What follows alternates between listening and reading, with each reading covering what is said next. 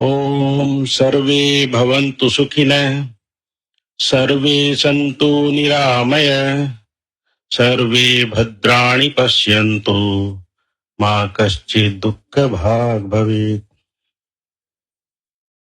आज की इस सभा के मुख्य अतिथि माननीय श्री भूपेश बघेल जी, मुख्य वक्ता परम पूज्य पाद श्रीमद स्वामी निखिलेश्वरन जी महाराज के श्री चरणों में मेरा सादर प्रणाम। डॉक्टर ओम प्रकाश वर्मा जी, SD प्रसाद जी तथा पटेल जी, सभा में उपस्थित सभी सन्यासी भाईगण तथा सभा में उपस्थित सभी भक्तगण, छात्र छात्राएं, मैं जब ओम भैया ने मुझे फोन किया कि आत्मानंद जी महाराज की स्मृति व्याख्यान माला का आयोजन है और इसमें आपको अध्यक्षता करनी है, मैंने इसके पूर्व कभी किसी कार्यक्रम में अध्यक्षता नहीं की है, तो मैंने कहा कि भैया मैं तो छोटा मोटा भाषण तो दे लेता हूं, लेकिन अध्यक्षता तो मैंने कभी की नहीं है। तो मैंने पूछा कि क्या करना होगा, तो उन्होंने कहा कि जो वक्ता बोलेंगे उनकी समरी फिर से बोल देना। ये कठिन काम है और बोरिंग भी हो जाता है, क्योंकि ऑलरेडी जो सुन चुके हैं उसी का रिपीटिशन। तो फिर मुझे याद आया, ओम प्रकाश जी ने मुझे कहा था कि महाराज एक मंत्र आप याद रख लीजिए कि कभी भी आपको कोई वक्तव्य के लिए बुलाए तो हाँ भर दीजिए, कोई भी विषय दें आप हाँ कह दीजिए। बोले कैसे, फिर काम कैसे चलेगा? बोले मंच आपके सामने है, जो इच्छा हो बोलते चले जाइए, किसी को कुछ मालूम नहीं रहता है विषय क्या था। तो मुझे यहाँ पे बोलने के लिए कहा गया। पूज्यपाद निखिलेश्वरन जी महाराज ने व्यक्तित्व विकास और आत्मानंद जी महाराज के बारे में मिला जुला कहा। मुकेश जी ने भी महाराज के बारे में और बहुत ही ज्ञानवर्धक बातें, प्रश्न पूछने की बात और ये सब बातें कही। मैं एक अपना अनुभव कह के बात को प्रारंभ करूं। मैं 1990 में रायपुर में आया और चूंकि परम पूज्यपाद आत्मानंद जी महाराज का एक आध साल पहले शरीर गया था, पूरा हुआ था, तो ये पूरे आकाश पाताल जैसे बंगला में कहते हैं कि सब समय सब जगह आश्रम में, आश्रम के बाहर आत्मानंद जी की स्मृति छाई हुई थी। क्योंकि अभी अभी आत्मानंद जी महाराज यहाँ से गए तो सब लोग आत्मानंद जी, आत्मानंद जी, आत्मानंद जी बोल रहे थे। लेकिन इससे पूर्व क्या हुआ कि मैं चंडीगढ़ में पढ़ाई कर रहा था, पंजाब यूनिवर्सिटी में, और आश्रम में क्योंकि मेरा आना जाना शुरू हो गया था उस टाइम तक, तो रात को ऑल इंडिया रेडियो में एक समाचार आया कि रायपुर के रामकृष्ण मिशन के स्वामी आत्मानंद जी का सड़क दुर्घटना में देहांत हो गया। ये छोटी न्यूज थी। तो जब मैं आश्रम में गया तो उन्होंने, महाराज जी ने कहा कि हमारे एक बहुत बड़े स्वामी जी आज सड़क दुर्घटना में उनका देहांत हो गया। हमारे ऊपर कोई असर नहीं पड़ा। क्यों? क्योंकि हम आत्मानंद जी महाराज को जानते नहीं थे। पहली बात तो हम रायपुर को भी नहीं जानते थे, क्योंकि रायपुर इतना प्रसिद्ध नहीं था। और मैं क्योंकि चंडीगढ़ में रहता हूं, हमारा कोई रायपुर से कोई संपर्क भी नहीं था, ये भी नहीं था।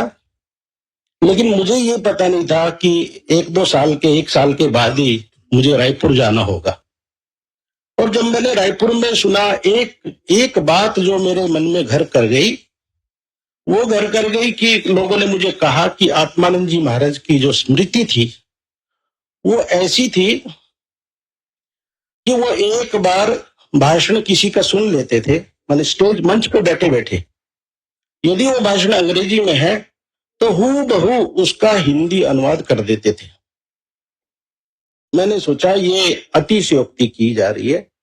ऐसा कोई व्यक्ति कि एक भाषा को उसी भाषा में उद्धृत करना आसान है, रिपीटिशन कर सकता आदमी, लेकिन उसी भाषण को दूसरी भाषा में अनुवाद करके हूबहू बोल देना, ये मेरे को बात हजम नहीं हुई। लेकिन संयोग है, जैसे भूपेश जी ने कहा, प्रश्न यदि मन में जागृत होते हैं तो समाधान भी निकल ही जाता है। तो रायपुर आश्रम में एक कैसेट, पुराने जो प्रवचन है उनकी एक लाइब्रेरी है। लाइब्रेरी में बहुत सारी कैसेट रखी थी। मैंने एक दिन देखा कैसेट रखी हुई है, उसमें एक कैसेट पे लिखा है भागवतम स्वामी भूतेशानंद। मैंने वो कैसेट उठाई और सुनना शुरू किया। देखा महाराज भूतेशानंद, परम पूज्यपाद भूतेशानंद जी महाराज का भागवत के ऊपर व्याख्यान है।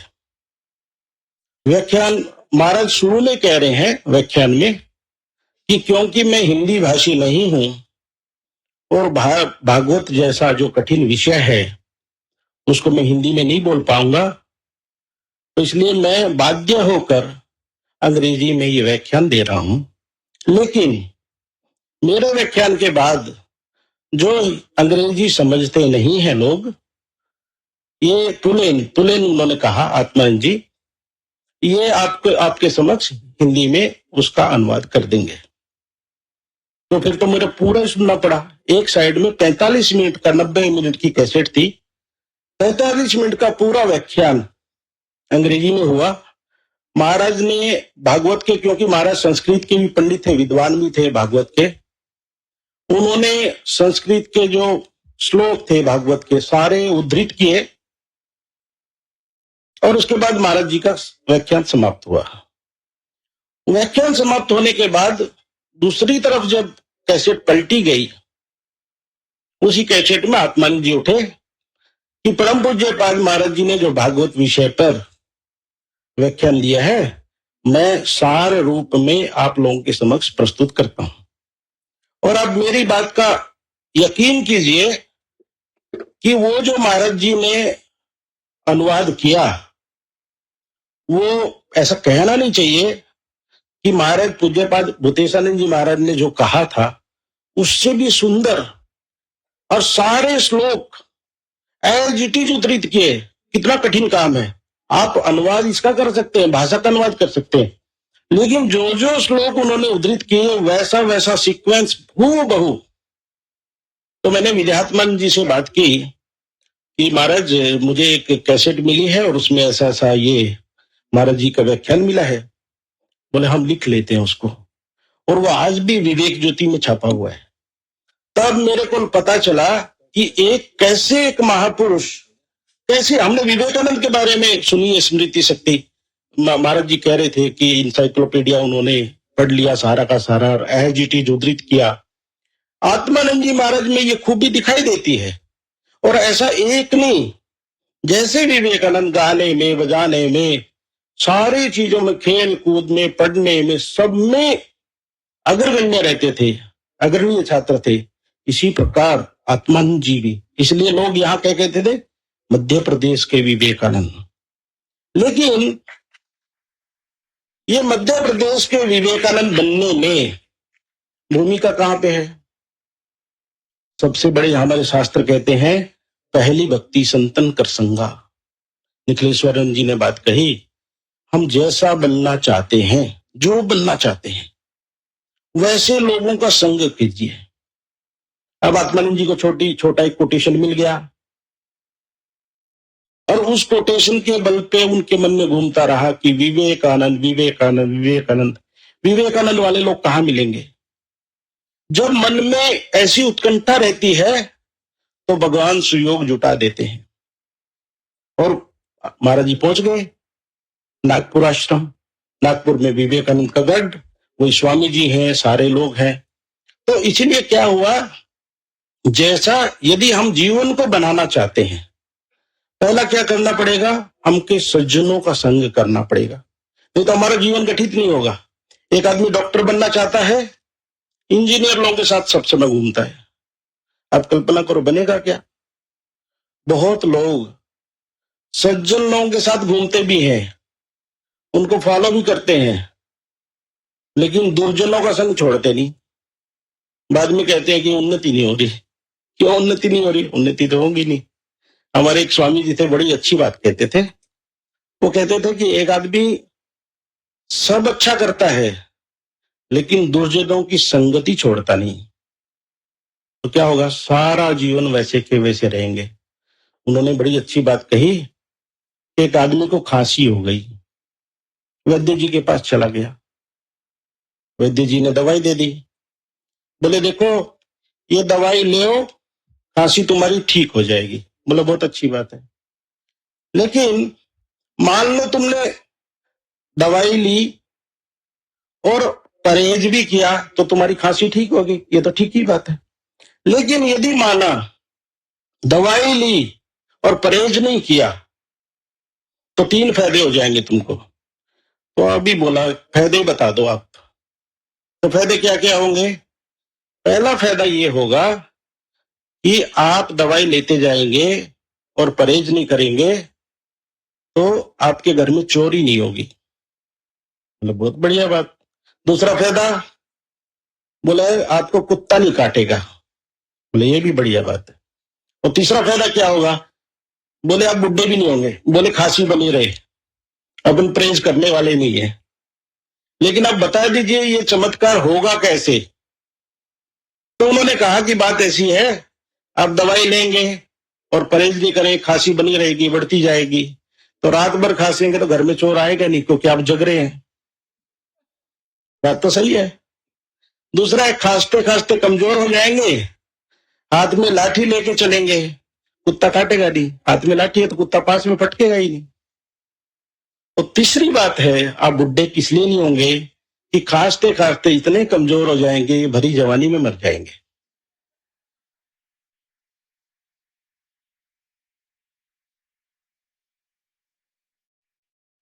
लेकिन बात जो है, हंसी की बात है, लेकिन बहुत इंपॉर्टेंट बात है।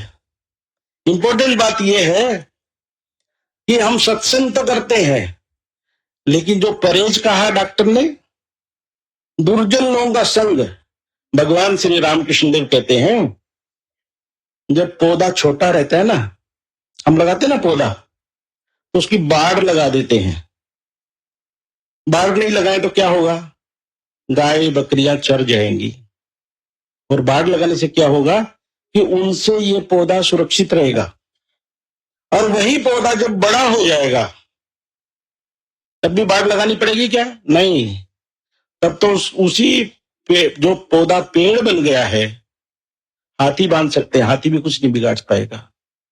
तो इसलिए पहले जब हम जीवन का गठन करना चाहते हैं, ये जो उम्र है बच्चों की, यहाँ इतना सुंदर परिवेश मिलता है, सत्संग मिलता है, इतने सुंदर भजन सिखाए जाते हैं, चरित्र का निर्माण किया जाता है। इस तरह की एक बाढ़ लगा के आप लोगों का जो प्रशिक्षण यहाँ पे हो रहा है, एक जीवन गठन हो रहा है, ये जीवन गठन जब बड़ा हो जाएगा, जीवन तुम बड़े हो जाओगे और समाज में जाओगे, तो फिर कोई ब्लैकमेलिंग नहीं, एक प्रमाणिक एक ऐसे व्यक्ति बनोगे जो बिकेगा नहीं, चरित्रवान होगा, समाज का कल्याण करेगा।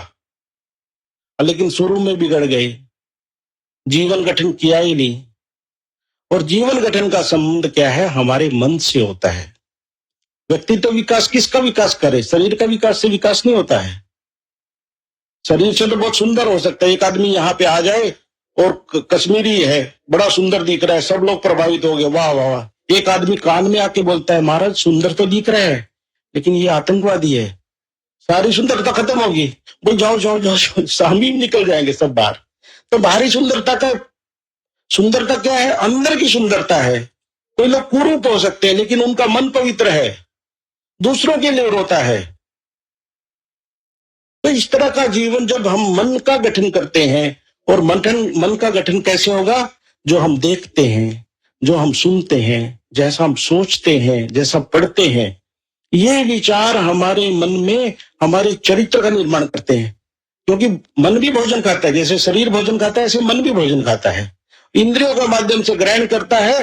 और जो हम डालते हैं, भगवान श्री रामकृष्ण देव ने कहा कि हमारा मन रंगरेज के घर का कपड़ा है, जिस रंग में डुबाओ वैसे ही रंग से का कपड़ा हो जाता है। तो इसी प्रकार जैसे विचार हम मन में डालते हैं वैसा ही हमारा व्यक्तित्व हो जाता है। कभी कभी कहते हैं ना कि कितना अच्छा व्यक्तित्व है इसका, उन्होंने अच्छे विचार मन में डाले हैं, अच्छी संगति की है, अच्छी पुस्तकें पढ़ी हैं, अच्छे यूट्यूब में वीडियो देखे हैं, और जिसने खराब देखे हैं उसका मन खराब हो गया है। तो इस प्रकार आत्मानंद जी महाराज का जो जीवन यात्रा जो शुरू हुई महाराज की, वो किससे हुई? संघ से शुरू हुई। ऐसे लोगों, भास्करेश्वरन जी महाराज का संघ किया जो इतने ब्रह्मज्ञानी महापुरुष थे, और वहां से होके उनके माध्यम से ये पूरे मध्य प्रदेश, छत्तीसगढ़, महाराष्ट्र, राजस्थान तक, मैं इंदौर में हूँ, इंदौर में जो पुराने लोग हैं आत्मानंद जी का नाम लेते हैं, बोले नहीं ये आश्रम तो उन्होंने बनाया है, हमारा कोई योगदान नहीं। वो प्रेरित करते थे, उत्साह देते थे, और इतना बड़ा आश्रम खड़ा हो गया। आज इंदौर का आश्रम माने इतनी अच्छी स्थिति में है, इतना माने प्रसिद्ध स्थान बन गया है। तो कैसे हुआ? एक महापुरुष इतने जगत का ऐसा कल्याण कर सकता है। और मैं एक बात और कह के अपनी वाणी को विराम देता हूं। महाराज जी तो चले गए, उनकी एक गीता आप लोगों ने देखी होगी, गीता तत्व चिंतन एक ग्रंथ है उनका, 2 भागों में है। ये ग्रंथ इतना अद्भुत ग्रंथ है, इसको पढ़ लेना चाहिए। महाराज जाने के बाद भी मैं यहाँ जैसा कहा ओम भैया ने, यहाँ आश्रम में ऑफिस में बैठता था, टेलीफोन उठाता था, टेलीफोन आते रहते थे। वो तो काम ही था, मेरा ड्यूटी थी, वही एक प्रभु की आराधना के रूप में वही काम मिला था मुझे। तो एक दिन एक फोन आया तो मैंने कहा कि मैं ऐसे स्वामी जी बोल रहा हूँ रामकृष्ण मिशन से। तो उन्होंने कहा मैं भिलाई से बोल रहा हूँ। बस बताइए क्या बात है? बोले मुझे आत्मानंद जी महाराज से मिलना है। मैंने कहा आपका सौभाग्य भी नहीं, मेरा भी नहीं था, क्योंकि मैं भी उनके जाने के बाद ही आया हूँ मैंने भी महाराज जी को नहीं देखा है, मैं कैसे मिला सकता हूँ? तो बोले महाराज जी मैं मिलना चाहता हूँ, मुझे बहुत जरूरी काम। मैंने महाराज जी है ही नहीं, उनका शरीर चला गया है, 1 साल हो गया, 2 साल हो गया। मैंने पूछा कि आप उनसे मिलना क्यों चाहते हैं? बोले महाराज मैं संसार के झंझावाट, इतनी जंजाल से, संसार में तो दुख ही दुख है और सबके जीवन में समस्याएं हैं। बोले मैं समस्या झेल नहीं पा रहा था और मेरे मन में विचार आया कि मुझे सुसाइड कर लेना चाहिए। ये सुसाइड करना सबसे बड़ा पाप है। हमारे शास्त्र कहते हैं दुनिया में जितने पाप हैं सबसे महापाप जो है सुसाइड करना है। कारण क्या है? क्योंकि प्रारब्ध से हमारे जीवन में संकट आए और उन संकटों से हम भागना चाहते हैं, तो वो संकट चले थोड़ा जाएंगे जीवन से, अगले जन्म में फिर आएंगे, तो ऐसे ही आते चले जाएंगे, तो महापाप है। मैंने कहा फिर आपका सुधार कैसे हुआ? बोले फुटपाथ पे मैं चला जा रहा था, विचार कर रहा हूं कि आज सुसाइड करूं कि कल करूं। जाते जाते देखा कि रास्ते में किताब कोई बेच रहा है और मैं वहां रुक गया। रुकने के बाद देखा वहां पे आत्मानंद जी महाराज की गीता तत्व चिंतन थी। मैंने ये किताब ले ली। लेने के बाद सोचा सुसाइड बाद में कर लूंगा, एक बार देख तो इसमें क्या लिखा हुआ है ना। किताब पढ़ना लगा और पढ़ते पढ़ते एक जीवन का धागा मिल गया, जीने का धागा। सुसाइड क्यों करना? स्वामी जी की कोटेशन थी उसमें, गीता के परिप्रेक्ष्य में महाराज कह रहे थे कि they alone live who live for others, rest are more dead than alive. अपने लिए जीना नहीं, दूसरों के लिए जीना शुरू कर दो, शांति अपने आप जीवन में आ जाएगी। जितने लोग दुनिया में अशांत हैं वो स्वार्थी हैं, उनका अपना कोई एजेंडा है, इसलिए वो दुखी हैं। जिस दिन आदमी अपना स्वार्थ छोड़ के, अपने लिए जीना छोड़ के दूसरों के लिए जीना प्रारंभ कर देता है, उसी दिन उसके जीवन में प्रशांति आ जाती है। शास्त्र की बात है, हमारी बात नहीं है। अपना ये एजेंडा छोड़ देना चाहिए कि जितना आदमी स्वार्थी होगा उतना दुखी होगा, और जितना निस्वार्थी होगा उतना ही सुखी होगा, उतनी जीवन में शांति होगी। स्वामी जी ने किसी देवी देवता का नाम लिया नहीं। क्या कहते हैं? Unselfishness is God. निस्वार्थता ही भगवान है। भगवान यहाँ कोई विष्णु, शिव, पार्वती, राम, कृष्ण किसी का नाम नहीं लिया। क्या कहा? Unselfishness is God. यदि आदमी में ये निस्वार्थता आ जाए, जीवन बन जाएगा। क्यों निस्वार्थता कैसे आएगी? जो प्रभु मेरे अंदर बैठे हुए हैं वही सबके अंदर बैठे हुए, ये सत्य है। सबके अंदर वही भगवान विराजमान है, और उस भगवान की मैं जब सेवा करता हूं तो किसकी सेवा करता हूं? अपनी ही सेवा करता हूं, क्योंकि जो प्रभु मेरे अंदर बैठे हैं वही सामने वाले के अंदर बैठे हैं। उसकी सेवा करना अपनी ही सेवा करना है। इसलिए हम जब दूसरों की सेवा करते हैं, एक्चुअली दूसरों की नहीं करते, अपनी सेवा करते हैं। इन्हीं शब्दों के साथ मैं अपनी वाणी को विराम देता हूं। आप लोगों ने मेरी बात सुनी, उसके लिए आप लोगों को धन्यवाद। ओम प्रकाश वर्मा जी को भी धन्यवाद देता हूं कि उन्होंने मुझे यहाँ बुलाकर और महाराज जी के बारे में 2 शब्द कहने का अवसर प्रदान किया। धन्यवाद।